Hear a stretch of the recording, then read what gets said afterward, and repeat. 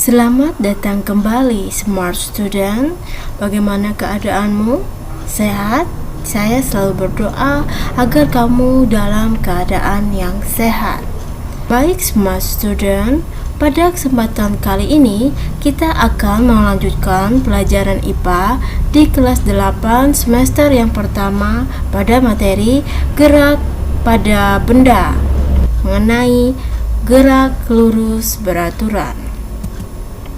Adapun kompetensi dasar yaitu 3.2 dan 4.2.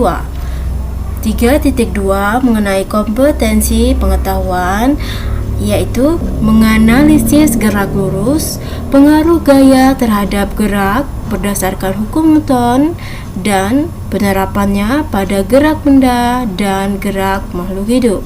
Untuk kompetensi keterampilan 4.2 yaitu menyajikan hasil penyelidikan pengaruh gaya terhadap gerak benda. Adapun tujuan pembelajarannya yaitu 1. Peserta didik dapat menjelaskan konsep dasar tentang gerak. 2. Peserta didik dapat menghitung gerak lurus beraturan atau GLB. Manfaat dari pembelajaran untuk kesempatan kali ini yaitu membantu kamu memahami konsep dasar tentang gerak dan aplikasinya dalam kehidupan. Subbahasan pembelajaran kali ini: 1. Konsep gerak. 2. Gerak lurus beraturan atau GLB. Kita ke pembelajaran yang pertama yaitu mengenai konsep gerak. Pastinya kamu dalam kehidupan sehari-hari tidak pernah terlepas dari gerak. Contohnya pasti kamu pernah melihat buah yang jatuh dari pohon, daun yang tertiup oleh angin,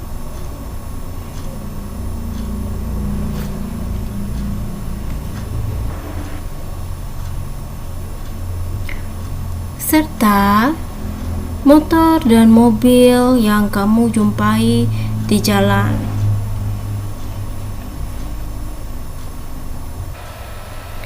Tahukah kalian apa gerak itu?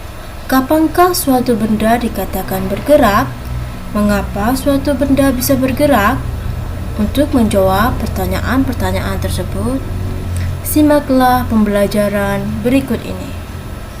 Suatu benda dikatakan bergerak jika posisi benda tersebut berubah terhadap titik acuan tertentu. Perubahan posisi tersebut menunjukkan adanya perubahan kedudukan benda terhadap titik yang digunakan untuk menentukan letak suatu benda. Gerak suatu benda bersifat relatif, artinya suatu benda bisa dikatakan bergerak jika posisi benda tersebut berubah terhadap titik acuan tertentu. Contoh gerak relatif dapat kita amati saat naik motor atau mobil yang sedang bergerak. Terhadap motor atau mobil yang kita kendarai, kita dikatakan tidak bergerak, tetapi terhadap pohon-pohon dan rumah-rumah di pinggir jalan, kita dikatakan bergerak. Selain gerak relatif, ada juga gerak bersifat semu. Gerak semu dapat kita amati ketika kita naik motor atau mobil yang sedang bergerak sambil melihat keadaan di sekitar jalan yang kita lewati. Pohon-pohon, bangunan-bangunan, ataupun orang-orang yang kalian temui akan terlihat berlalu lalang mendekati dan menjauhi kalian. Namun, orang-orang di pinggir jalan tersebut akan mengatakan bahwa kalianlah yang bergerak terhadap mereka. Fenomena inilah yang dinamakan gerak semu. Setelah kamu mendengarkan pemaparan mengenai konsep gerak tadi, kamu harus ketahui mengenai apa itu kedudukan, perpindahan, dan jarak. Kedudukan adalah letak benda diukur dari suatu titik acuan tertentu. Sedangkan perpindahan adalah perubahan letak suatu benda dengan memperhatikan arah perubahan letak tersebut. Sedangkan jarak adalah panjang lintasan yang ditempuh benda yang bergerak dari titik awal ke titik akhir. Untuk dapat lebih memahami mengenai jarak dan perpindahan, kita kerjakan contoh soal berikut. Perhatikan gambar berikut. Kamu bisa lihat di gambar ini ada sebuah lintasan lurus terdiri atas 3 titik, yaitu titik A, titik B, dan titik C, di mana lintasan itu ditempuh oleh sebuah mobil. Lintasan ini kita bisa lihat jaraknya A ke B itu 80 km, B ke C 30 km. Dari gambar ini saya rasa kamu sudah paham. Sebuah mobil bergerak dari titik A ke titik B, kemudian berbalik arah ke titik C. Yang ditanyakan pada soal tersebut, tentukan jarak dan perpindahan mobil tersebut. Ya, kita tulis dulu yang ditanyakan. Yang pertama adalah jarak. Ya, jarak. Jarak dari definisinya tadi merupakan panjang lintasan yang ditempuh benda yang bergerak dari titik awal ke titik akhir. Ya, kamu bisa lihat di soalnya ini awalnya dia bergerak di titik A dan berakhir di titik C. Berarti sebelum dia ke C, dia ke B dulu jaraknya ya. Kita lihat berarti A ke B, setelah itu nanti ditambah dari B menuju C. Ya, ini berarti sama dengan A ke B. A ke B itu 80 km. Kemudian ditambah B ke C itu adalah 30 km. Tinggal kita tambahkan saja. 80 ditambah 30 sama dengan, ya betul, 110 km. Nah, ini mengenai jarak. Jadi dia menghitung semua lintasan yang dilalui oleh suatu benda. Kemudian kita lanjutkan ke perpindahan. Ya, perpindahan itu hanya melihat kedudukan awal dan kedudukan akhirnya saja. Ya, awalnya di A, ini A, dan berakhir di C. A ke C saja. Berarti panjang A ke B adalah 80. Sedangkan B ke C adalah 30. Berarti ini saja yang dihitung, ini perpindahannya. Ya, delta S-nya itu ini saja perpindahannya dari A ke C. Dapatnya berapa? Iya, A ke C saja. A menuju C. Itu berarti sama dengan, iya.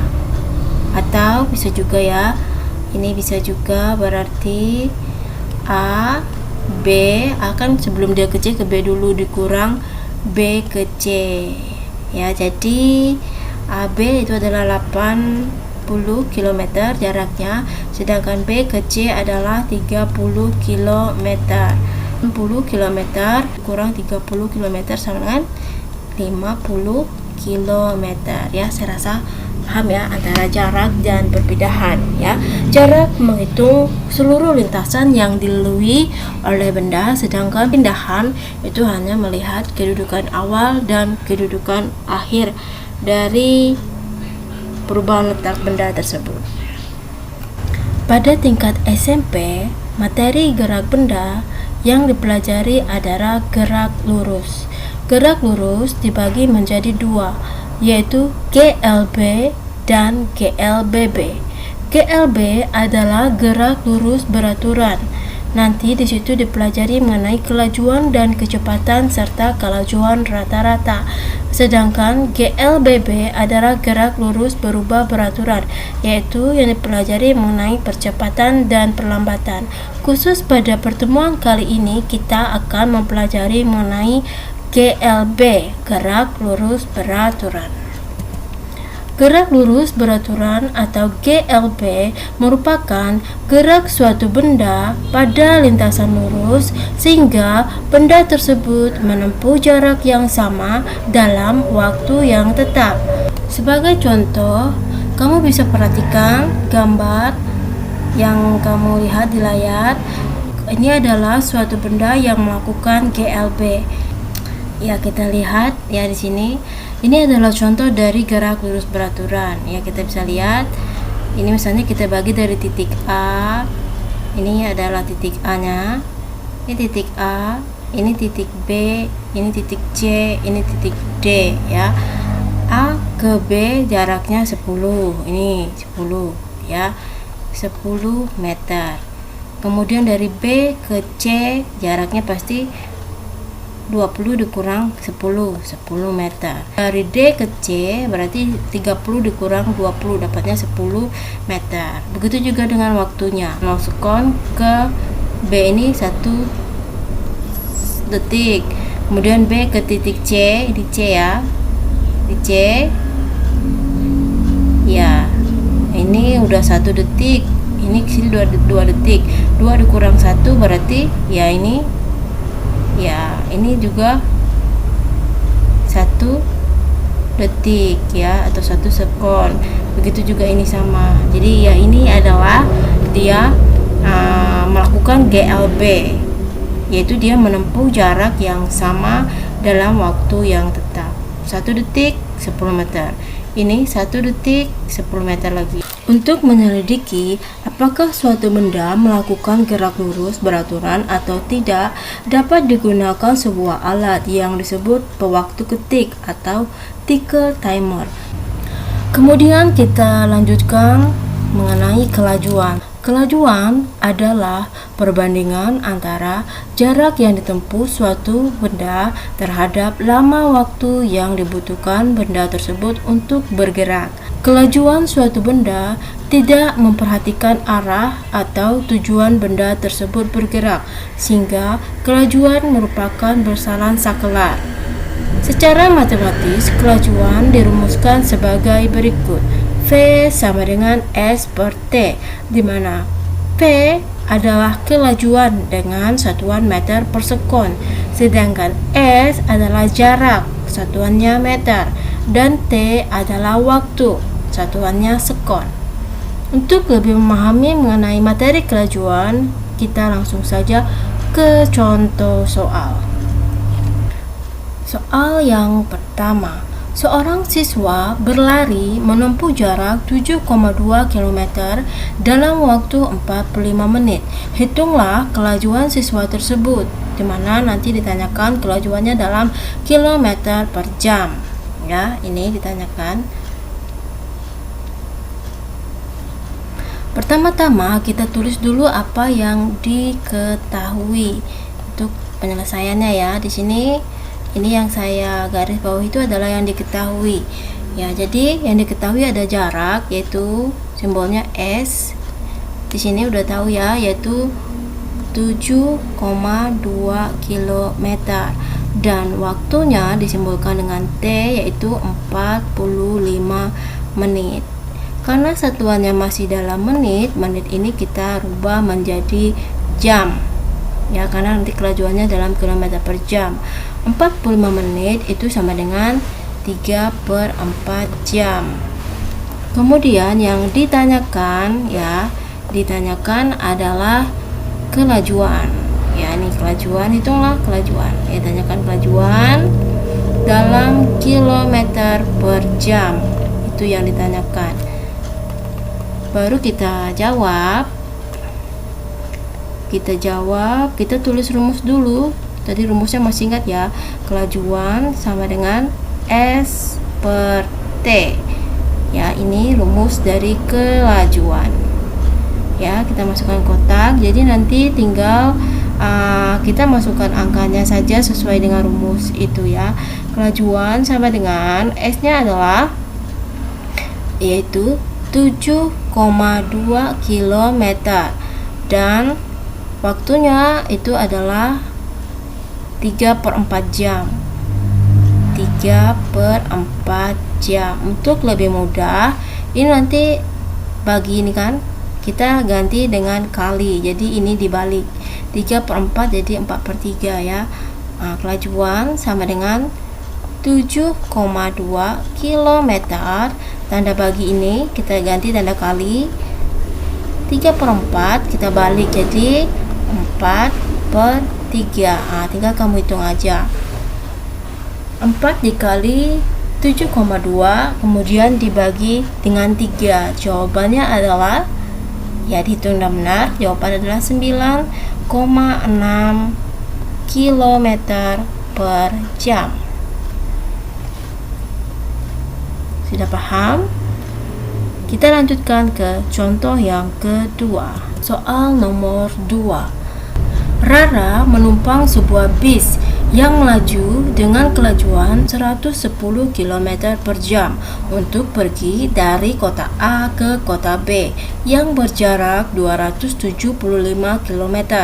Jadi ditanyakan berapa waktu yang diperlukan oleh Rara.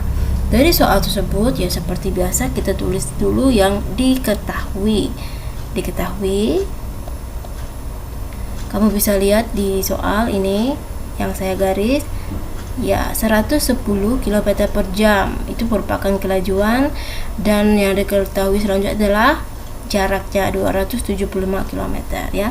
Kita tulis untuk kelajuan disimbolkan dengan V, yaitu 110 km per jam, dan untuk jaraknya disimbolkan dengan S, yaitu jaraknya 275 km ya. Ini di soal. Kemudian yang ditanyakan dari soal itu adalah waktu. Ditanyakan adalah waktu. Waktu disimbolkan dengan T. Baru kita jawab ya. Jadi rumus utamanya tadi V sama dengan S per T. Ini rumusnya. Karena ditanyakan adalah T, jadi rumusnya menjadi T sama dengan S per V. Dari rumus ini nanti kita masukkan aja angkanya ya, tinggal masukkan angka. Jadi T sama dengan ya, kita tulis per. S-nya berapa? S-nya ini 275 km dibagi dengan V-nya ini ya, 110 km per jam.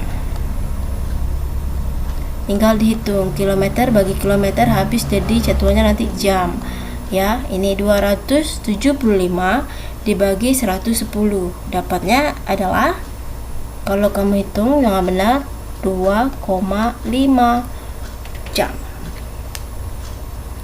Kita lanjutkan lagi ke contoh soal yang ketiga. Soal yang ketiga di situ, sebuah mobil remote control menempuh lintasan lurus dengan kelajuan 80 cm per sekon. Berapakah jarak yang ditempuh selama 1 menit? Di mana jaraknya nanti ditanyakan di situ dalam meter. Pertama-tama kita seperti biasa tulis diketahui. Dari soal ini yang diketahui adalah ini yang saya garis bawahi, 80 cm per sekon merupakan kelajuan. Kita tulis kelajuan disimbolkan dengan V, yaitu tadi ini 80 cm per sekon. Dan yang diketahui lagi adalah waktu tempuhnya disimbolkan dengan T ya, waktu selama 1 menit. Ya, kita lihat lagi apa yang ditanyakan. Jarak dalam meter ya. Ditanyakan adalah S-nya itu dalam meter. Ya, kita lihat dulu satuannya ya. Ini belum bisa ya.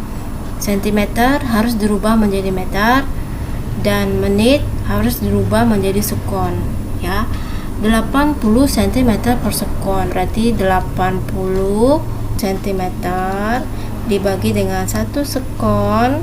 1 sekon ya, ini 1 sekon tidak ditulis biasanya ya.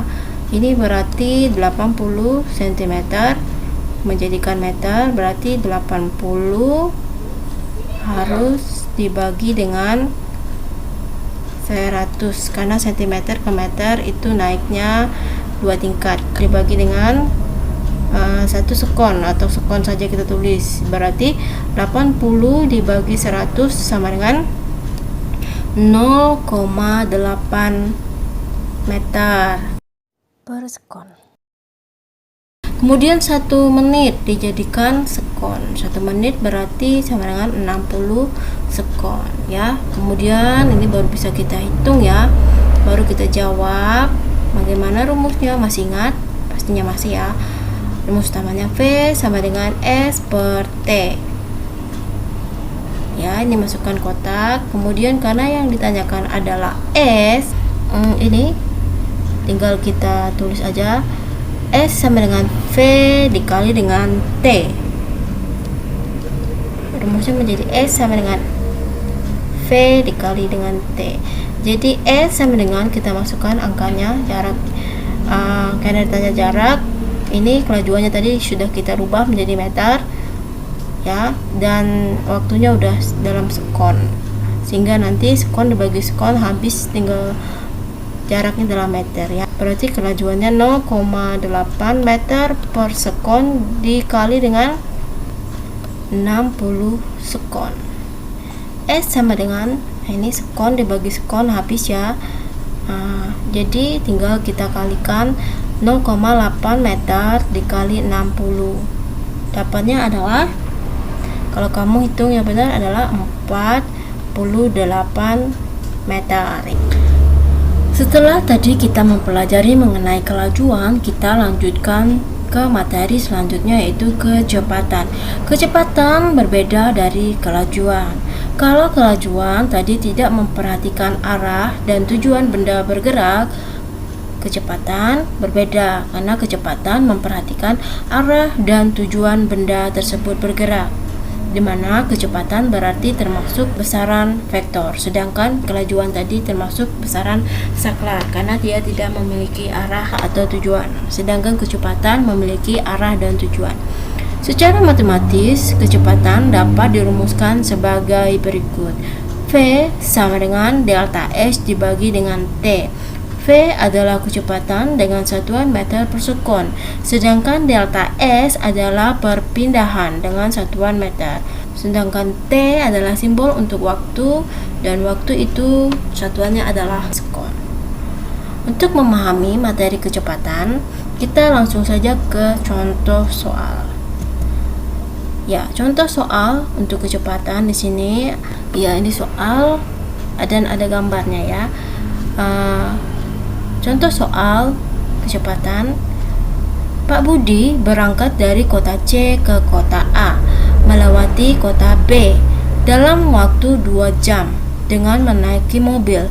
Berapa kecepatan mobil Pak Budi dari kota A ke kota C? Untuk menyelesaikan soal tersebut ya, dimana kita harus perhatikan gambar di sebelahnya ini ya, karena jaraknya ada di sini ya untuk keterangan jaraknya, sedangkan waktunya ada di soalnya, bacaannya ya. Kita tulis dulu apa yang diketahui pada soal, yaitu ada ini waktu T sama dengan 2 jam berarti, kemudian A ke B, jarak A ke B ini 60 km, B ke C 80 km. Kita tulis ya, S dari A ke B yaitu 60 km. Kemudian jarak dari B ke C sama dengan 80 km. Kemudian yang ditanyakan kecepatan ya, ditanyakan kecepatan A ke C, kecepatannya. kecepatan dari A ke kota C. Baru kita jawab. Untuk menjawabnya kita harus tahu dulu jarak antara A ke C. Untuk menjawabnya, karena ini segitiga ya, kita bisa menggunakan rumus dari Pythagoras ya. Jadi jarak A ke C itu didapat dari ya A B kuadrat ditambah B C kuadrat ya. Nah, ini kita tinggal masukkan angkanya ya. AC sama jarak A ke C itu berarti didapat dari AB itu tadi ini sudah tahu ya, 60 kilometernya kita tinggalkan aja ya, jangan kita tulis biar tidak panjang. Kuadrat ya, 60 kuadrat ditambah dengan B ke C jaraknya 80, berarti 80 kuadrat. Berarti A ke C sama dengan 60 kuadrat sama dengan 3600 ditambah dengan 80 kuadrat, berarti 6400. Ini tidak cukup ya, kita sambung aja ke atasnya ya. Di sini berarti A ke C, A C itu tinggal kita tambah 36.000 ditambah 64.000 sama dengan 10.000. Jadi AC itu akar dari 10.000 adalah 100. Jadi A ke C jaraknya 100. Karena ditanyakan adalah kecepatannya, kecepatan dari A ke C sama dengan delta S. Ini tadi A ke C itu delta S dibagi dengan T ya. Ini rumusnya. Berarti delta S nya tadi ini ya, A ke C ini merupakan delta S ya. Jadi kecepatan dari A ke C mobil tersebut delta S nya 100 km dibagi dengan T nya adalah 2 jam 100 dibagi 2, jadi kecepatan dari A ke C itu sama dengan ya 50 km per jam ya. Saya rasa paham ya. Setelah kita mempelajari mengenai kelajuan dan kecepatan, kita lanjutkan materi mengenai kelajuan rata-rata. Kelajuan rata-rata merupakan jarak total yang ditempuh dari lintasan yang dibagi dengan waktu total yang dibutuhkan untuk menempuh jarak tersebut. Secara matematis, kelajuan rata-rata dirumuskan sebagai berikut. Kelajuan rata-rata sama dengan sigma S dibagi dengan sigma T, di mana kelajuan rata-rata ini dia simbolnya ada garis di atasnya ya. Kelajuan rata-rata satuannya meter per sekon, sedangkan sigma S merupakan jarak tempuh total dengan satuannya meter, dan sigma T merupakan waktu tempuh total, satuannya adalah sekon. Untuk lebih memahami mengenai kelajuan rata-rata, kita langsung saja ke contoh soal. Contoh soal untuk kelajuan rata-rata. Seorang atlet berlari menempuh jarak 6 km selama 30 menit pertama. Kemudian 15 menit berikutnya ia menempuh jarak 3 km. Pada 15 menit terakhir ia hanya menempuh jarak 1 km. Yang ditanyakan berapa kelajuan rata-rata atlet tersebut. Untuk menjawab soal tersebut kita tulis dulu yang diketahui. Diketahui yaitu ya, kita lihat dulu jaraknya dan waktunya. Jarak yang pertama, jarak yang kedua, dan jarak yang ketiga. Kemudian nanti ada juga waktu yang pertama, waktu kedua, dan waktu yang ketiga. Ya, kita lihat dulu jarak yang pertama. Jarak satuannya adalah kilometer atau meter, waktu satuannya sekon, menit, atau jam ya. Kita lihat dulu jarak yang pertama. Ini jarak yang pertama 6 km. Kita tulis 6 km. selama 30 menit. Ini berarti waktu yang pertama, 30 menit. Kemudian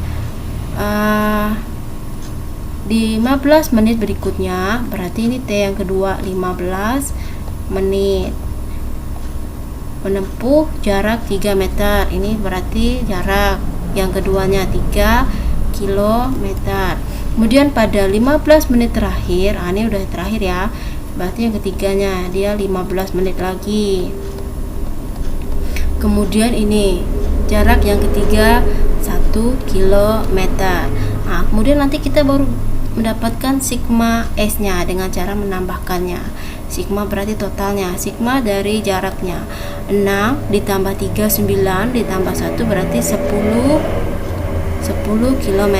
Kemudian kita cari juga sigma T nya ya. Sigma T ya, kita tambahkan 30 menit ditambah 15 menit jadi 45 menit.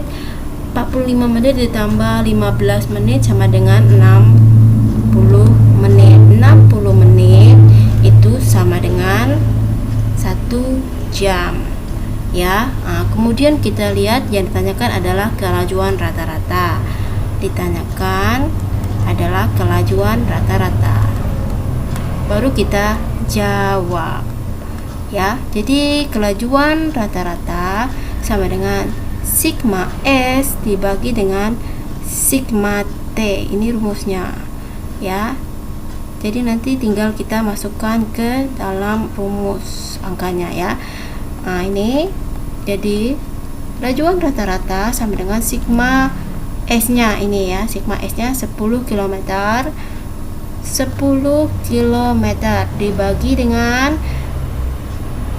ya waktu totalnya atau sigma T nya adalah ya harus pakai jam ya. Kalau meter itu pasangan satuannya adalah jam, berarti 10 dibagi dengan 1 jam. Ya udah mudah sekali ini ya. 10 dibagi 1 berarti dapatnya 10 km per jam. Mudah ya. Tadi kita sudah mempelajari mengenai gerak pada benda. Kita khusus mempelajari mengenai GLB atau gerak lurus beraturan, di mana gerak lurus beraturan adalah gerak suatu benda pada lintasan lurus sehingga dia menempuh jarak yang sama dalam selang waktu yang tetap. Dan pada GLB kita sudah mempelajari mengenai kelajuan, kecepatan, serta kelajuan rata-rata. Semoga pembelajaran kali ini dapat dimengerti dan bermanfaat. Jangan lupa untuk klik like, comment, share, serta subscribe channel ini untuk dapat berkembang dan membuat video-video pembelajaran selanjutnya. Sampai ketemu di pertemuan berikutnya.